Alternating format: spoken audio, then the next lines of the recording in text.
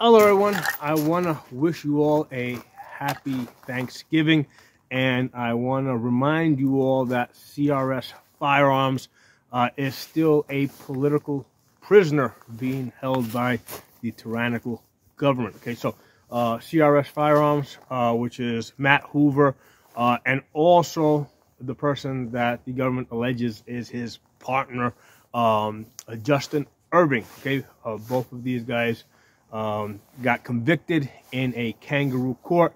They weren't even allowed to mention their Second Amendment rights. Right, the government forbade them from using that defense altogether. So yeah, those Americans, those true Americans, are political prisoners. But there's also another third person I want to add to this list of political prisoners, and that's Larry Vickers, okay, who was also, basically, convicted, or from what I believe, he pleaded guilty, most likely under immense pressure from the government. They probably threatened him with like 100 years in prison and taking away everything that he owns and acquired over his lifetime. And they I suspect, without knowing the details, that they basically put him in a position where he had to plead guilty or risk 100 years in prison. Okay, so this is the type of government that we have. This is the government that the founding fathers warned us against. Well, it's here. Okay, so I want to give my respect to these political prisoners, Matt Hoover, Justin Irving, and Larry Vickers, and there's lots of them out there, others out there.